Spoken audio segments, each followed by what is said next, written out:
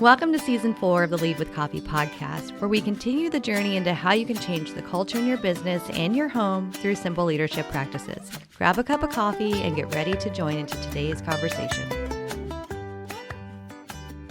Welcome back to a bonus episode of Lead with Coffee. Sandy is back in the building, and I thought we'd have some fun today just catching back up on what the last year has been like as a female leader. The last time we were together, we had some pretty good conversations about what it's like to be a female leader on a construction site. And a lot has happened since then. How do you think things have transpired for you? What have you been learning over the last year? So once again, I'm always happy to be on here, especially when it's talking about something like this, because I am so passionate about that, being a female in the construction industry for 35-something years. We've seen a lot. And we are never at a loss for more material either. So, I kind of segue back and forth from the field to the office, but I think, it is always, we are still encountering, just this trying to establish our role as strong female leaders in a male-dominated industry. Mm-hmm. And like I've said before, we've come a long way from when I first started, where, catcalling and all that was acceptable and the norm for the job site. So we've come a long way. However, we still have a lot of progress to make in this. Yeah, I think we saw this last week when we were in a meeting, and there were about 14 of us on the team's meeting, high-level leaders, top of organizations, working together on a $200 million project. Mm-hmm. And we were watching a really critical challenge happening with the group and how we were working through that. And there were a team of contractors on, and it happened to be 3 women who were presenting facts and solutions for a situation that we were running into that was going to be a critical path problem. It really was going to be a difficult issue to get around if we didn't come up with some solutions. And they did a great job presenting all the options and laying all the facts out without a lot of emotion on it. It was just, here's where we are, here's what we can do, here's a plan A, plan B, and I think even a plan C. And one of the gentleman leaders said, well, as these young ladies just presented, and I think most of us on the call just paused for a minute of, why are you trying to diminish them? Did he just say that? Right. Did he just really say that? Like, why are they young ladies? First of all, they're like in their 40s. They're not like 18-year-olds presenting on, their idea for YouTube. Like, they're coming in talking about really critical things. And then he proceeded to repeat what the young ladies said, all wrong. He wasn't even listening. So he tried to discredit them, and he ended up discrediting himself and offending all the women on the call of like, should we go, okay, as the old man just said incorrectly, right? Like, what does this have to do with anything? Exactly, but what I really loved about these 3 women, one, they came on informed. They knew what they were talking about. They came in with options. They were confident, and I love that although I think we all just kind of did a quick, like, he just said that, didn't he? Yeah. But she did not allow that to derail her. She remained confident. She had a place at the table, and she presented it that way, and she did well. And I think that's the thing is, I know that we get asked a lot from younger females who are entering into the industry, and how do we navigate this? And, again, it's something I'm really passionate about and researching, and would love to continue to do more blogs and surveys and stuff on that. But it really is coming prepared, but being confident and knowing that, you have just as right every right to be at that table as anyone else. Yeah. And learning to not let the comments, and you have to not let the comments derail you or take you away from, because sometimes I honestly think that is the goal. Mm-hmm. And so it's like, no, okay, yes, you said that. I'm not even going to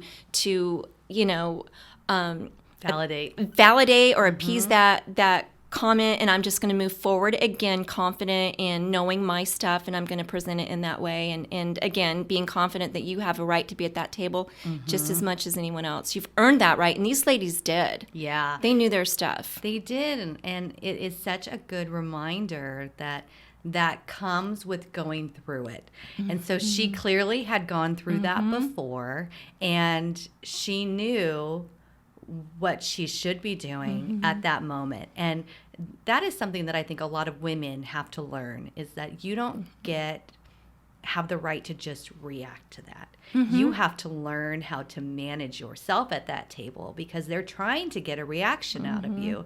Absolutely. So the calmer you are, the more poised you are. You can react after.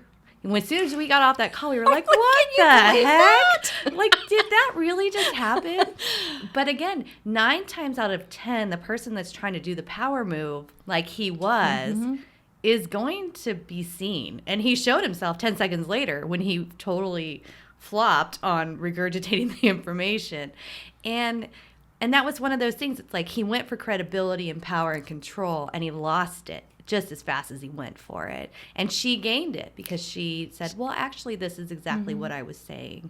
She gained it because she responded well. Yeah. Because she could have gone down the same path and totally derailed the entire meeting and lost her credibility as well. And I think that's the thing, too, is like moving, as you're navigating these, you have to go in expecting, construction is still very male-dominated. And so you have to go in expecting, okay, I am going to, have this sometime, in my day, in my week, in my project, wherever I'm at.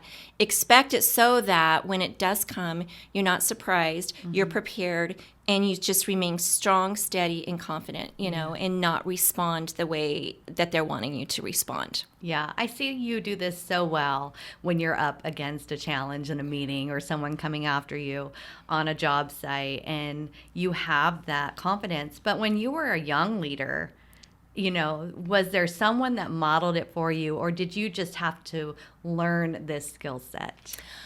I think there was, I think it's both. I mean, I did have some incredible female mentors. But again, even when I was younger, there was a lot fewer than there are now. So I would glean what I could from them. But a lot of it was just trial and error. And when I was younger, I think I would just respond like, it's like, I have every right to be here and you're questioning me. And, but you learn to gain that confidence and you learn to just remain calm. And over time, that credibility will build up between even the ones that, were trying to press you in the beginning. They may not like it. They may not like you.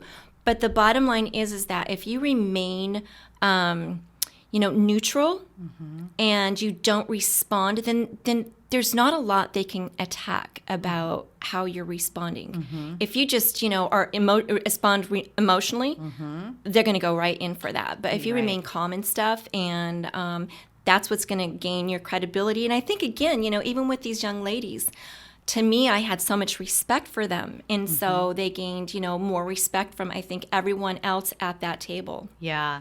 After the meeting, I sent an email to the girl who was talking, and I just said, I think what we as females forget to do a lot is to affirm other female leaders. And it's very easy to just walk away and go to yourself, or like Sandy and I did, like she did great.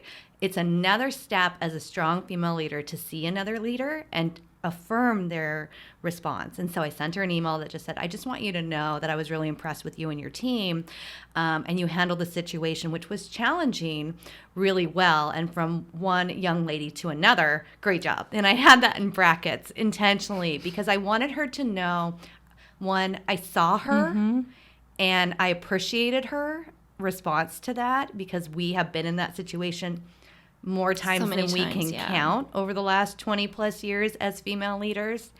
And it takes a strong female to acknowledge another strong female. And we don't get that much, right? You kind of feel like you're on an island unless you have like we have. I think that is such a great point. And I think that, yes, that is something we need to do is affirm one another because we're all in the same boat together. And so I think that went so far because it actually enhanced the relationship, the working relationship too. And again, we need to be affirming each other because there are difficult times and meetings and days and stuff. And so we need to get out there and support each other. Yeah.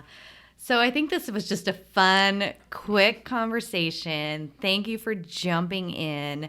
And I feel like Sandy's going to be back in town for another, bonus episode of what's on the mind of our crazy ladies here at CBSI. Love it. Thank you. We appreciate that you decided to hang out and spend some time with us discussing life and leadership. It would mean the world to us if you would share this episode on social media to increase our online presence. If you enjoyed the episode, please take a minute to rate it and review it wherever you listen. Mahalo!